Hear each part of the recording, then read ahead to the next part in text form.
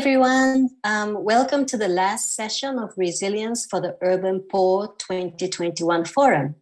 My name is Yukiko Ito, and I'm the Principal Social Development Specialist at the Asian Development Bank, and I will be your moderator for this closing session, which will probably run about 30 minutes.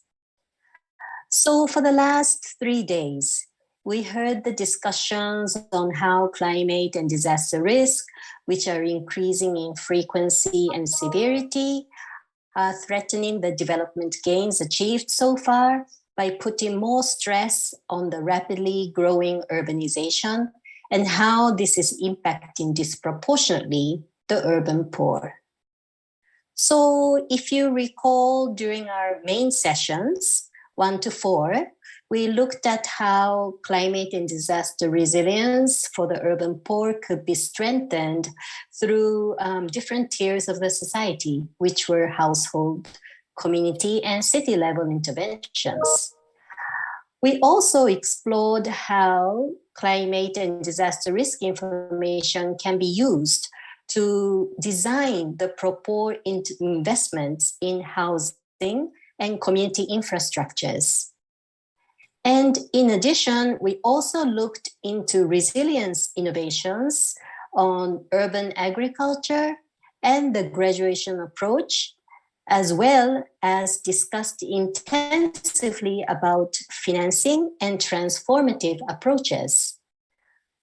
We also looked at how heat stress and compound hazards are adding to the challenges of not only adapting to climate change, but also in addressing the multidimensional nature of poverty.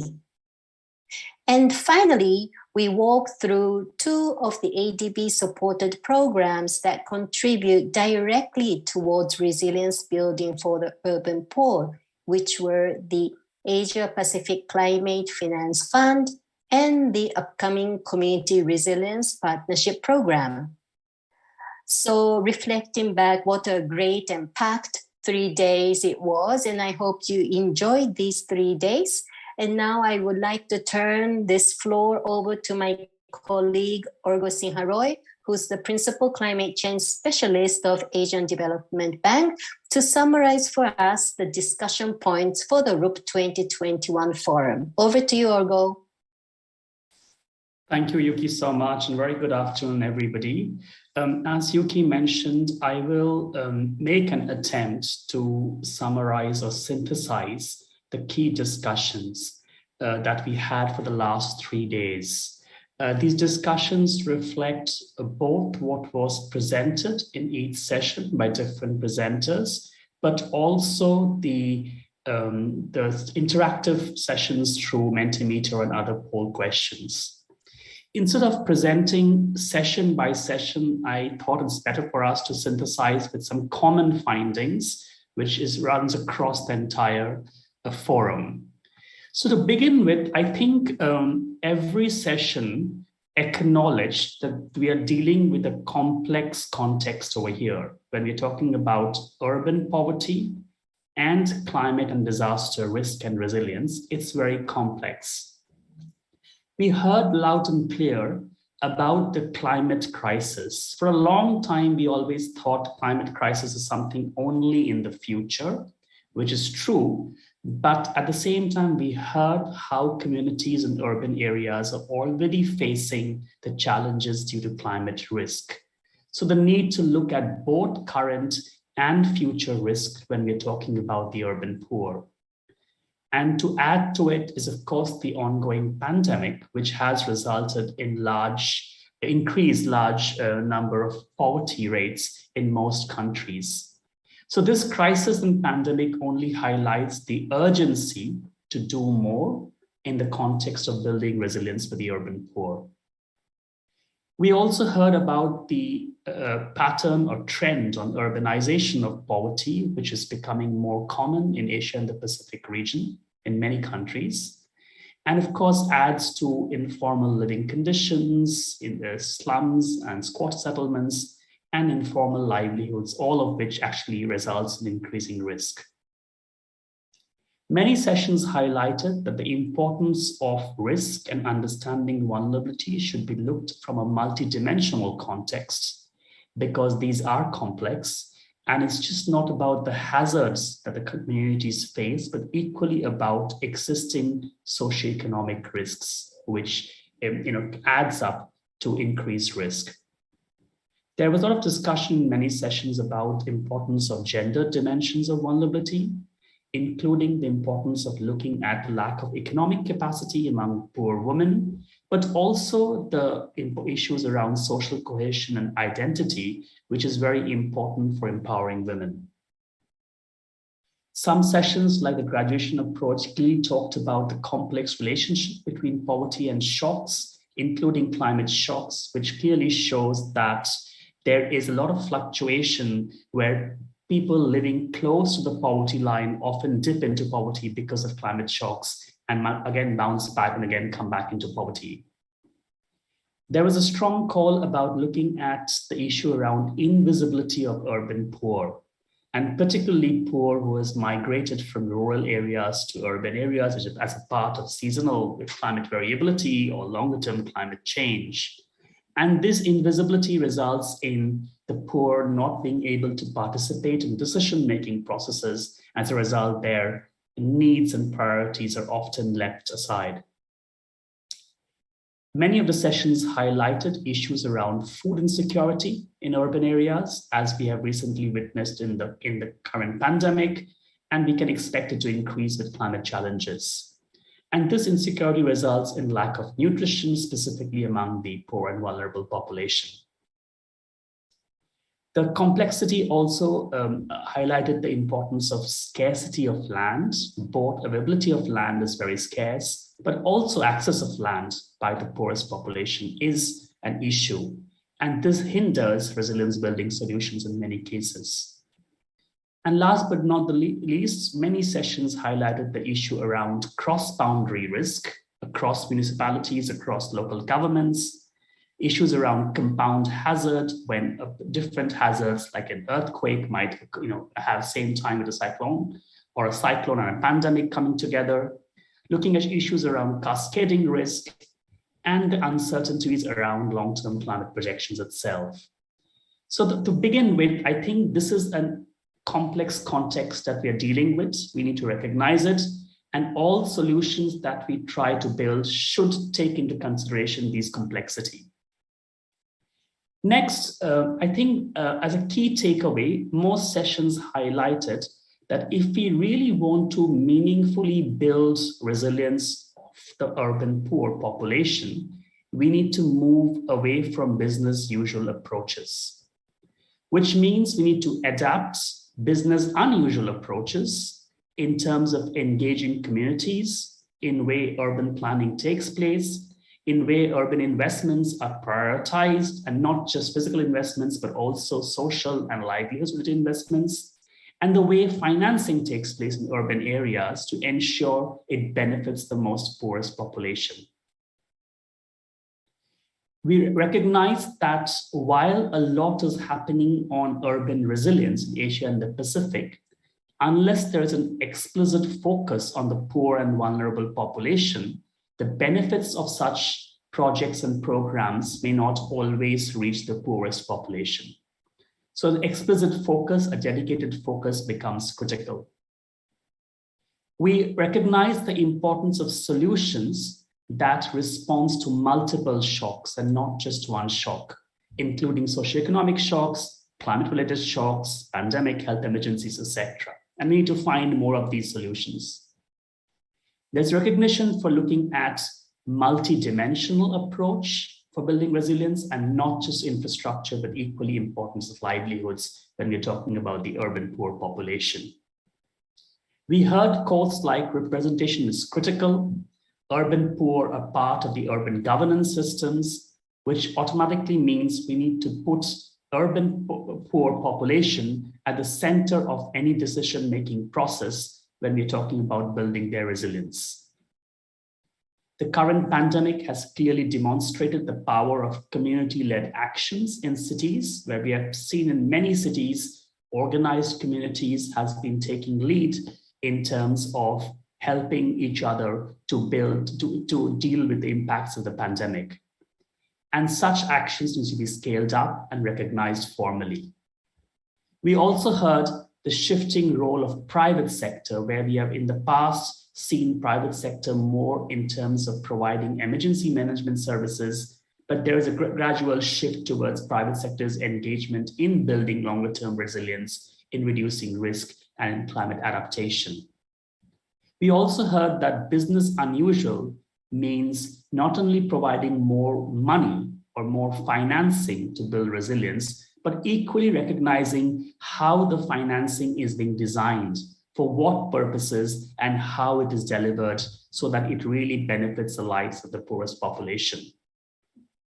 So business unusual approaches will be key if we want longer-term sustainability of resilience solutions. In next 3 slides, I'll talk about 3 different approaches which were highlighted. First is resilience building requires solutions across scale. And this was a main key theme for our main sessions. We looked at household level scale, community level scales, and city level scale. But of course, these scales don't interact in isolation. They need to be complementarity between them. So intervention on household level, how it gets tied up with interventions at community level and city level, and vice versa. And the scale issue is just not in the context of spatial scale, but equally temporal scale. So current risks, future risks, because we're ultimately looking at longer term climate issues. There were specific solutions provided by many sessions on how different interventions can build resilience of the urban poor. For example, adaptive social protection, when approached through a whole of government approach, can be key to build household resilience, both to help households reduce risk, but also manage the residual risk when an event or a shock takes place. We heard a lot about housing, both in the importance of planning, design, use of building technology, and financing, housing financing for pro-poor housing that is acceptable, aspirational, affordable, and really improves the living conditions of the poorest population.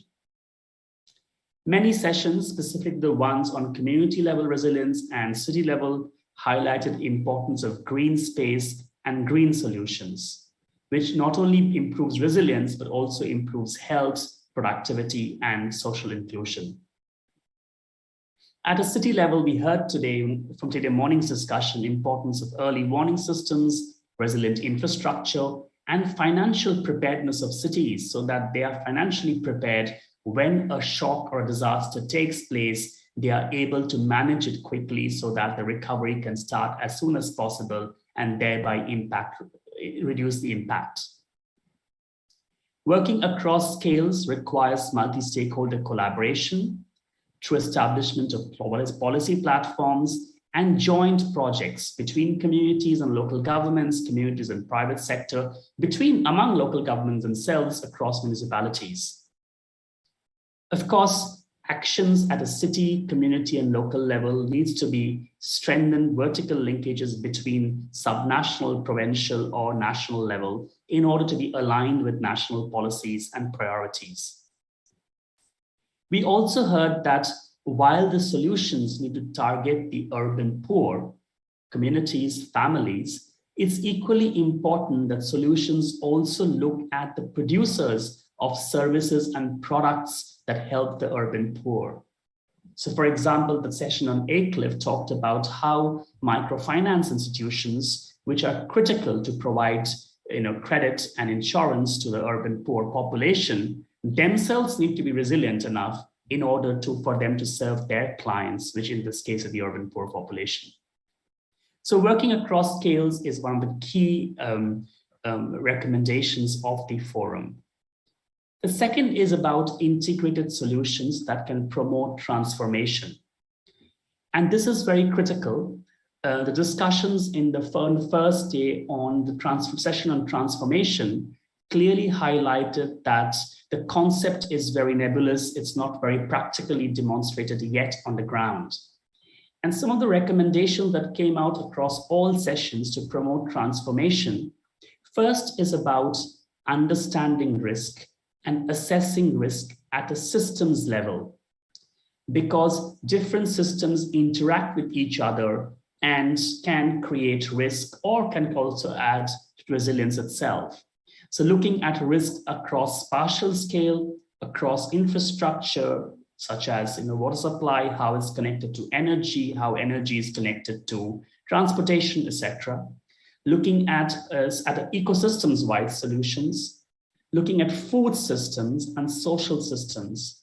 And this understanding of risk at a systems level should inform decision-making at all levels, household, community, and city level. There is a need to integrate across programs. We heard from the graduation approach session, which talked about graduation approach is most impactful when integrated into social protection programs, because it provides a range of solutions where at the same time, it's trying to help the urban poor, move out of poverty, but recognizing that there will be sudden shocks when the poor will dip into poverty and have access to social assistance when needed. The session on urban and peri-urban agriculture highlighted that solutions like urban agriculture, urban farming can contribute to food security, livelihood benefits, has environmental services, and adaptation and climate mitigation benefits. But it requires integration across urban planning, urban design, housing, labor market, health programs, etc. The enabling environments clearly highlighted the importance of policies, legislation, institutions, and capacity of local governments, and incentive mechanism for supporting such integrated cross-sectoral solution. Empowerment of poor women was recognized as a critical factor for transformation by giving poor women the formal recognition and resources for leading resilience action can bring in really transformational change. And last but not least, for building transformation is the importance of coalitions. Coalitions of communities, of private sector, local governments, so that they can share knowledge, engage with each other and other stakeholders, and reflect and learn from the process itself. So the second key takeaway is about integrated solutions to promote transformation. The third key takeaway was, I found it very interesting about the issue on layering of solutions so that we can maximize impact. We all know resilience is very complex. It's not unidimensional. There's a lot of dimension to resilience. We also know resources available are very limited at our hands.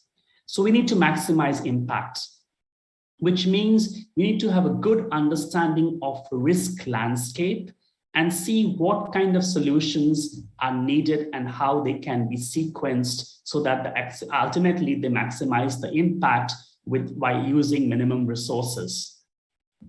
There has to be complementarity between national government programs and regulations and bottom-up community level actions. For example, national government's housing programs looking at social housing need to complement housing which is led by poor communities themselves in urban informal settlements. We heard about the importance of scaling of graduation approach, which can be tested to build evidence for integrating layering into the existing government programs. And this importance of connecting with government programs, one government program connecting with another government program is very, very critical, because ultimately the poor communities are not looking at risk from a unidirectional perspective. And accordingly, along with the programs, so is the importance of complementarity between financing sources.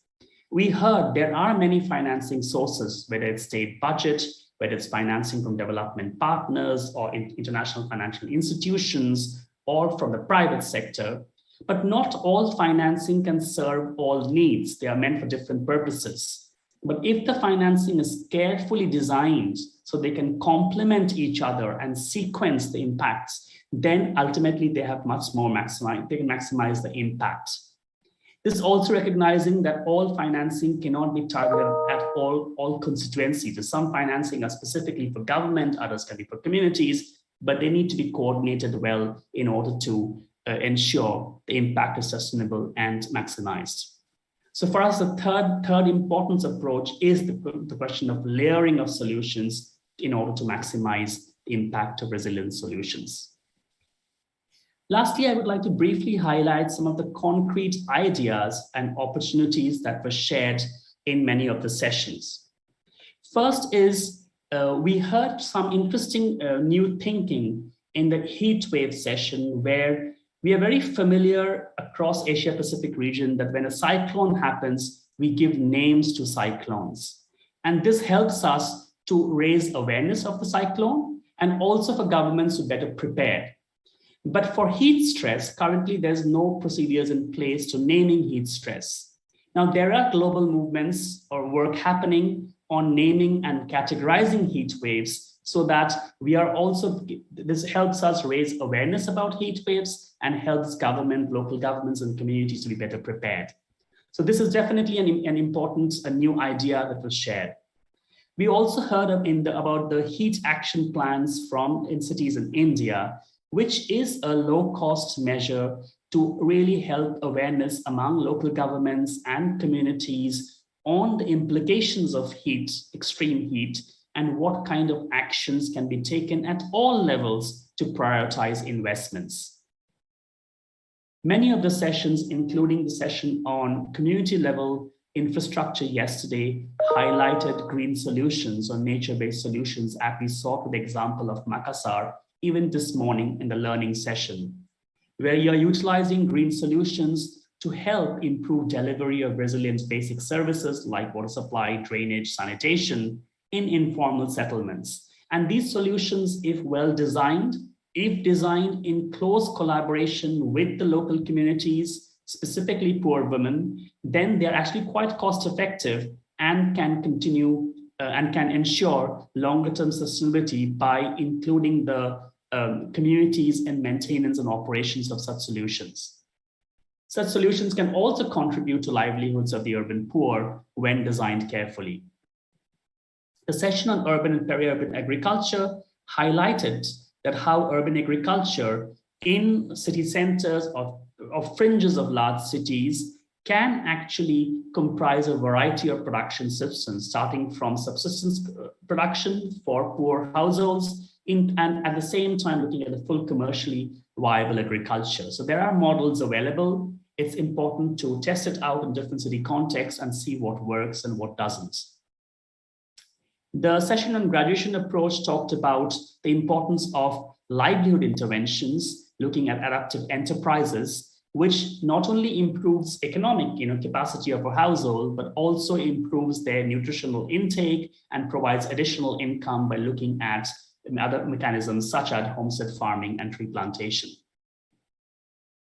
There were some discussions around how to strengthen institutional setups, and we heard about good example, though not from this region, outside in Europe, but nevertheless it's important, can be replicated, is about employing or having a chief resilience officer or heat resilience officers in your local government who can help coordinate various actions on resilience within the city.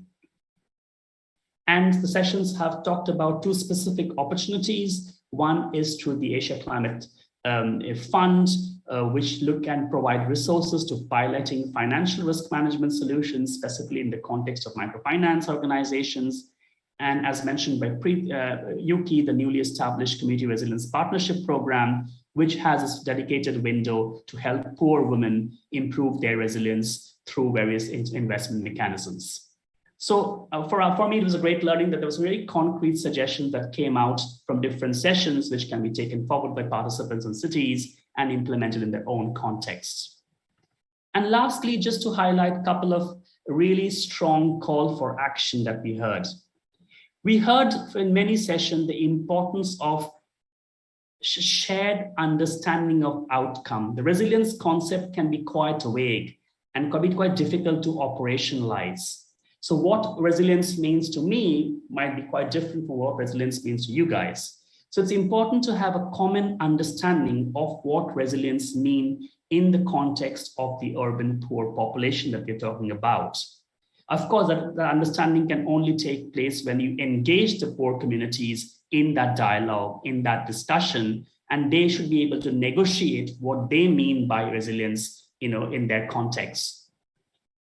While it's important to have that understanding, it's also important to have processes to monitor and evaluate the outcomes, as we heard from Government of Indonesia in the previous session.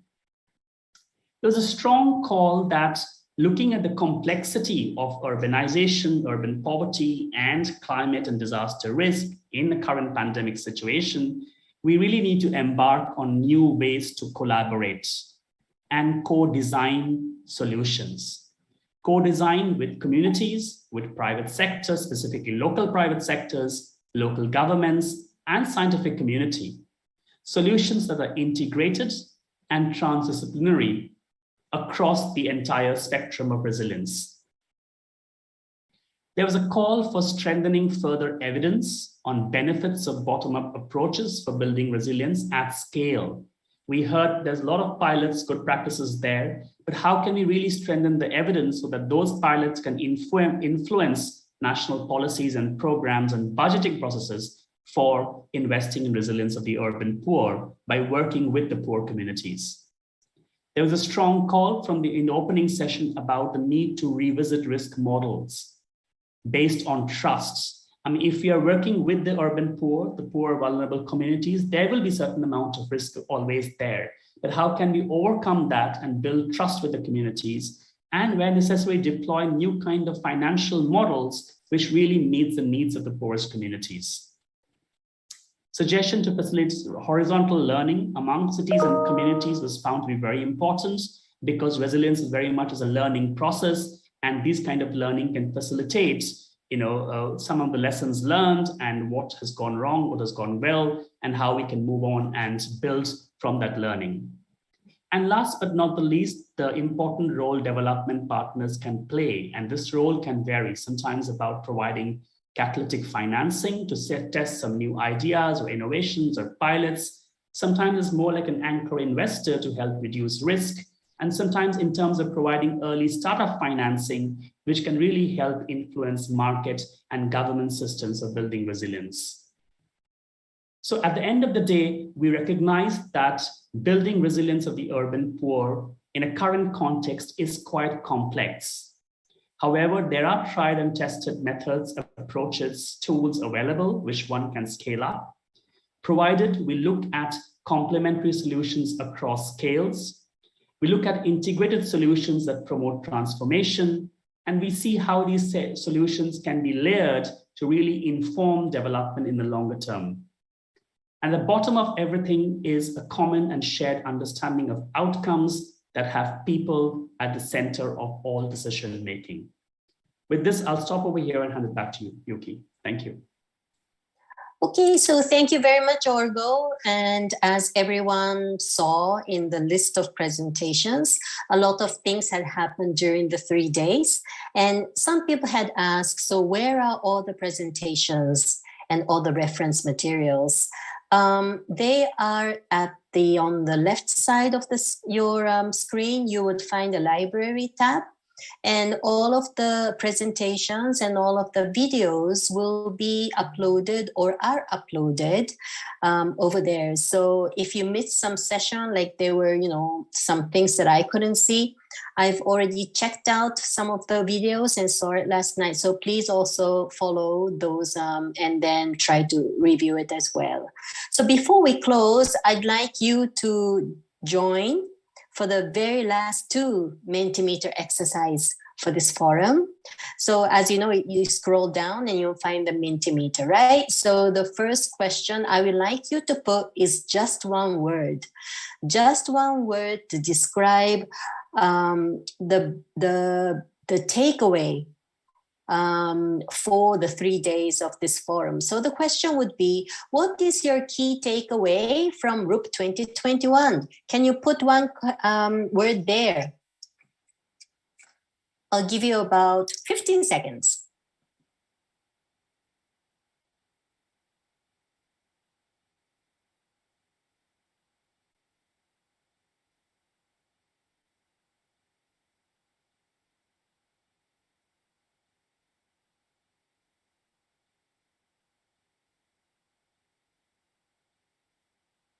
Okay, what I'm seeing is lots of words are coming in, but I'm saying the resilience is a complex issue, as Orgo had just explained. It's coming in the center. There are also a lot of words about challenging, resilience, adaptation, layering, working together, talking about people, actions necessary, the call for action we just heard about. There's a lot of partnership engagement is required. Also, the trust, as we heard from the opening session. But things are also informative, encouraging, and engagement. It's actually a lot of words spread out there. So let's just close this exercise for now. Okay, so as everyone can see, those are your experience and the takeaways from this 3 days. So thank you very much. So the second question would be, I want you to reflect back and tell how you think you could apply what you have learned through this past 3 days. By putting again just one word to describe. So the question is, how would you apply what you have learned during this forum for this 3 days? So I'll give you again about 15 minutes to put in your words to describe how are you going to apply what you have heard, discussed, seen during this 3 days.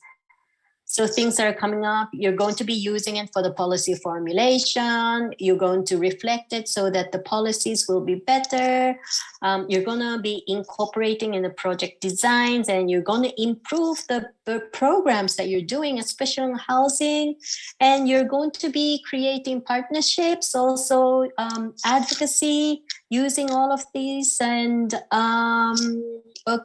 urban development, yes, definitely. And you're going to make it into influencing. You're going to influence financing. That's great, because we all need money to be able to make this happen. But the key that I'm seeing right now is the advocacy. And many things that are coming out is more on, you're going to write something about it. You're going to reflect what you have learned in your work that you're doing. So, yeah. Okay, I'm going to close it now. Thank you very much. As you can see, collaborate comes in the center of the word cloud. And we all should not forget that this is a starting point of how we can collaborate among ourselves as a network. So thank you very much for this inputs. So that will be the end of our Mentimeter. So I would like now to call on for the closing remarks, Ms. Xiaohong Yang, the Chief Thematic Officer at the ADB's Climate Change and Sustainable Development Department, to deliver the closing remarks, please. Distinguished government officers, our partners in civil society, and all our other guests and partners, ladies and gentlemen, a very good day to all of you. Thank you so much for your active participation. I am Xiaohong Yang, the ADB's Chief Thematic Officer. Let me share with you our appreciation over the past 3 days. It has been very proactive and productive. We learn how urban areas in the Asia and Pacific region are exposed to the current and also future climate risks, and how these risks impact the lives, livelihoods, and the well-being of the urban poor. So we also learned about innovation solutions such as urban agriculture, which can contribute to improved food security of the urban poor, and the use of the graduation approach to strengthen the resilience of the urban poor. Discussion also focused on how to implement transformative solutions. Data sharing, financing, and good governances are needed to help ensure that solutions are complementary, integrated, timely, and responsive to the multi-dimensional needs of the people. While we have reached the end of the forum, our work is only the beginning. The forum has shown that community-level interventions are important and must be complemented by household and city-level interventions. Doing so will help ensure that we will see transformational changes towards a more climate-resilient future. We can do this through targeted interventions and investment and assistance to address vulnerable poor at these various levels.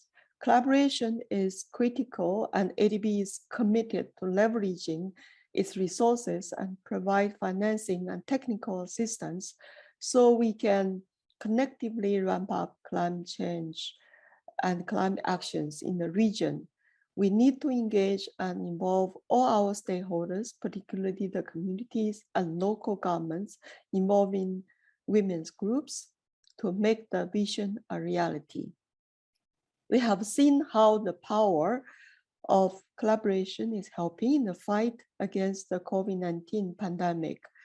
I hope that we can all stand together and be firm in our commitments to make communities and cities resilient against the stress brought by climate change. I hope we can have more discussions like this in the future to discuss areas for collaboration so that we together can help realize a resilient and livable cities for all. At this point, I really very much like to acknowledge the great support of the Urban Climate Change Resilient Trust Fund and its financing partners, the Rockefeller Foundation, the governments of Switzerland and UK, and the partner organizations of the forum, namely Adrian Ashrat Rockefeller Foundation Resilience Center, BRAC, Build Change, the International Institute for Environment and Development, Monash University, the Global Partnership on Sustainable Urban Agriculture and Food System, or RUAF, the United Nations Capital Development Fund. Finally, I thank the Climate Change and Disaster Risk Management Division, the Social Development Thematic Group, and the Urban Sector Group of ADB's Climate Change and Sustainable Development Department for co-organizing the very successful 2021 Resilient Urban Poor Forum. Thank you very much. Have a nice day. Thank you. Bye-bye.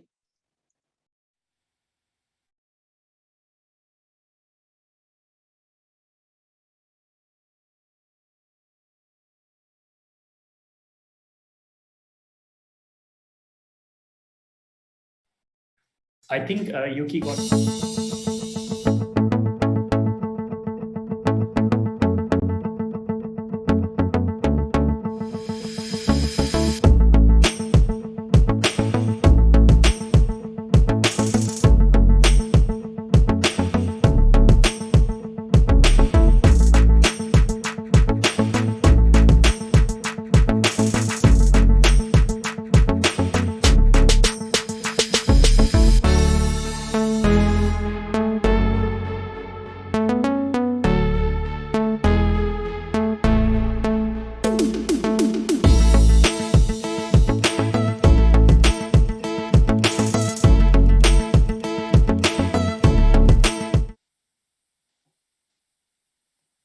So as we slowly wrap up the RUP 2021, which has been put together by the team across Sustainable Development and Climate Change Department at Asian Development Bank, this could not have happened without the dedicated support from the Secretariat team, who worked tirelessly at backstage, and would like to thank them for their extensive work to make this forum a success.